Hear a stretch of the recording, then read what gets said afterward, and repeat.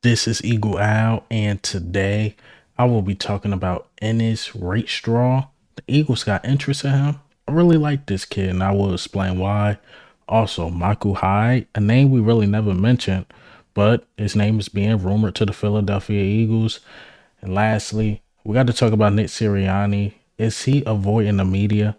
But let's get straight into it. All right, so before we get straight into the topic, since I didn't make a video Sunday, Will Greer was signed 1 year deal, backup QB. So that means we have four quarterbacks on the roster right now. Jalen Hurts, of course. You got Kenny Pickett. You also got McKee, and now you got Will Greer. To me, this have Kellen Moore written all over it. This definitely have Kellen Moore written all over it. I mean, he was with Kellen Moore in Dallas. I believe he really liked Kellen Moore, and Kellen Moore just brought him in to Philadelphia. Now you got to battle for that QB3 spot. McKee, Kenny Pickett, and Will Greer. I think they all basically somewhat on the same level. You could say Kenny Pickett is probably a tier above, maybe because of the experience he had. He started. I believe he got like a decent record because the Steelers always had a decent record. It's not far off. I know Kenny Pickett got like an accuracy problem a little bit, but to me they all on that same level. Like Tanner McKee probably got better. Will Greer showed that he's a valuable backup, and not only that, again, he knows Kellen Moore. Now, what do this mean for Tanner McKee? Do this mean that he can possibly be pushed out? According to John McMullen, Eagles still view Tanner McKee as a developmental piece. So again, it's going to be interesting for that camp battle for that QB2, QB3 spot. Now, if we were to cut Kenny Pickett, again, that will be an interesting thing because we didn't give up a pick, but we moved back a couple picks to get Kenny Pickett. Then again, Howie Roseman like guys who somewhat started in this league as a backup. Meaning, got to think Super Bowl year we had Nick Foles. A couple years ago we had Gardner Minshew. Last year we had Marcus Mariota. So those guys that started in the league, and then it's going to be hard for me to see him just let Kenny Pickett go, even if Kenny Pickett get outplayed. But the Will Greer thing definitely has Kellen Moore written all over it. And you got to remember, the reason why Saquon Barkley, you could say honestly, is an Eagle right now is because Kellen Moore. Kellen Moore is like, you got to get that guy. I could really use him in the offense. And that's what Howie Roseman did. Howie Roseman is doing the same thing with Vic Fangio. Vic Fangio won a guy. Howie is doing his due diligence to get that guy. Like Vic Fangio really wanted C.J. Gardner-Johnson. That's who we got. So hopefully he really won Justin Simmons. I'm just saying. But back on topic, the Will Greer thing is definitely a Kellen Moore signing. But speaking of Nick Sirianni, let's talk about him. I believe he's avoiding the media. All right, so it was a head coach meeting. You know how they had a head coach and the general managers meeting, and they all take this picture and stuff in Orlando. The media's there. They ask them certain questions, and Nick Sirianni wasn't there this year. I'm not gonna make a big deal out of it, but again, coming off a bad year, a lot of people blame Nick Sirianni, and for him not to show up and basically avoid the media, it's interesting to me. All right, let's look at the other coaches that wasn't there. Right, so you had Sean Payton. What's going on in Denver? They just released Russell Wilson. Do he want to be asked about Russell Wilson at this point? Absolutely not. Eberflus in Chicago. What did they just do? They just traded away Justin Fields. Do you feel like being asked questions about Justin Fields? Absolutely not. Mike Tomlin just traded away Kenny Pickett to the Eagles. And then that whole locker room thing. Do you think he want to be asked questions about that? Absolutely not. And do he feel like being asked questions about Justin Fields and the Russell Wilson thing? Absolutely not. So you got to look at it. The coaches that really wasn't there is somewhat having controversial things with their team. right? And I think Nick Sirianni is one of those guys. And I actually think it was smart because it's going to be the same questions. What happened last year? How can you avoid the pitfall that happened last year? Hassan Reddick, he probably don't feel like being asked any of those things. I know he had an interview with Tom Paracello. I believe I'm saying this name right or wrong.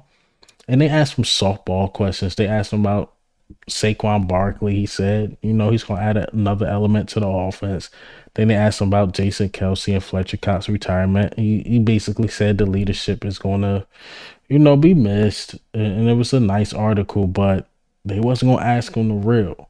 That's all I'm saying. They didn't really ask him the real questions. And again, smart of Nick Sirianni not to go, but at this point, I think he really is avoiding the media, especially with the Hassan Reddick thing. That's the big story in Philadelphia. I guess he don't want to get choked up on that. But Howie Roseman was there, for the GMs. I didn't really see any Howie Roseman questions or anything like that. I seen our media ask other general managers about what the Eagles did and with Saquon Barkley, and the word going around is weapon. They don't just see him as a running back. Like, we added another weapon to our offense, which I agree. Especially in today's game, you do need a 3-down back. But I believe this was the Bills GM, what he had to say about the Eagles adding Saquon Barkley. Let me go ahead and play this clip. Went a little out of the box with what they paid Saquon Barkley. Your philosophy and what we see now in the NFL where teams don't pay running backs that kind of money. What is your philosophy, and does it surprise you when a running back gets that kind of money?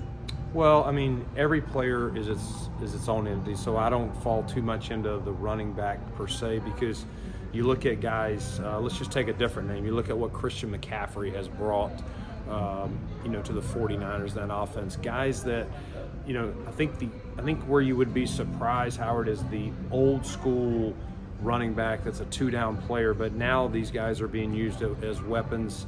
And with more split safeties, people trying to prevent the long passes, I think you even saw us try to do it a little more. We tried to run a little bit more as the season progressed last year, just to see if people play, single high. So I think it's you just look at it as another weapon for their team, and you saw it with several teams.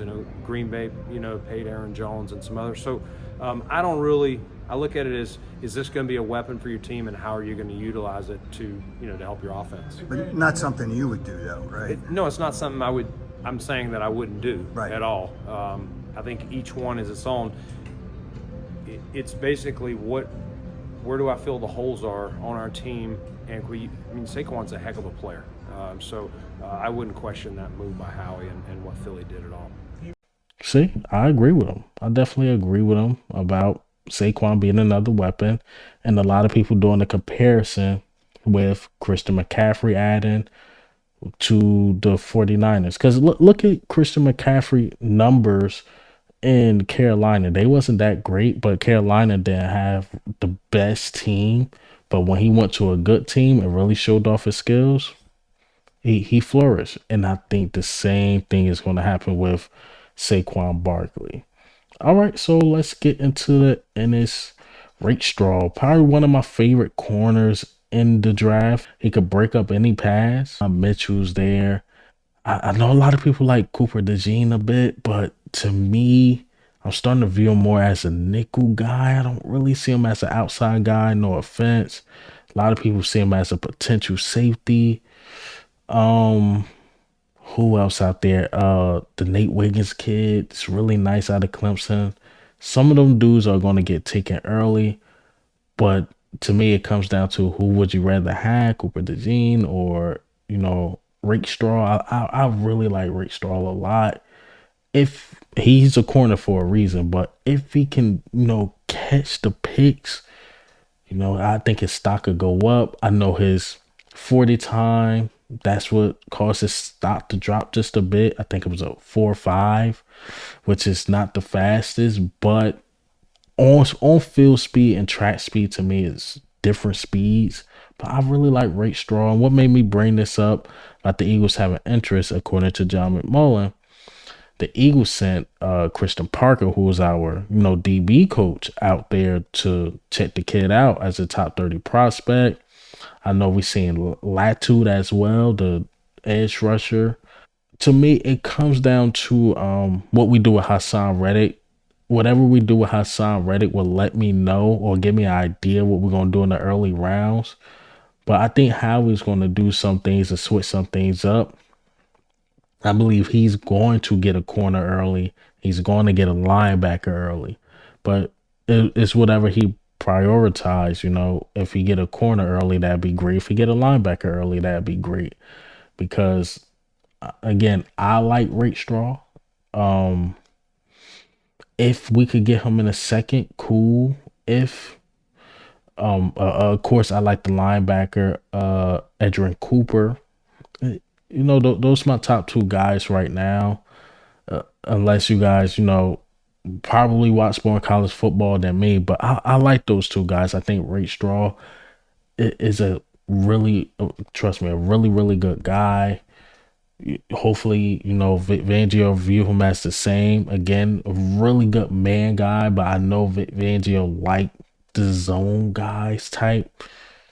We'll see where we go, but it was interesting that during his pro day, they sent not just some scout. They sent, Christian Parker, go check out that Rakestraw kid. So that's an interesting thing. But speaking of interesting things, safety we haven't talked about is Micah Hyde.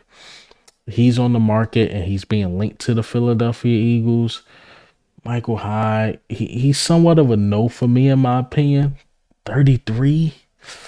Ooh, 33. I mean, he's good. He's been good basically his whole career. I know last year you started to see the drop off a little bit. His PFF score went to like a 65, 66. And the question is, do he still got it? How much money do he want? Who's off the board? Because if you got Julian Blackman there and you still have like Justin Simmons there's some guys who could take above him. But if guys start, getting off the market and he's the cheap guy there, cool. But man, again, if we could get like Justin Simmons or somebody else, I'm cool with that.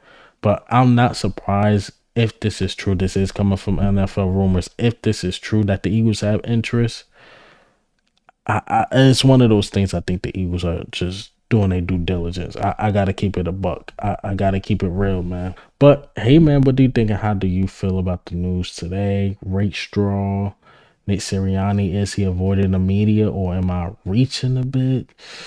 Michael Hyde, do we like him? Is he the guy? But this is Eagle Owl, man.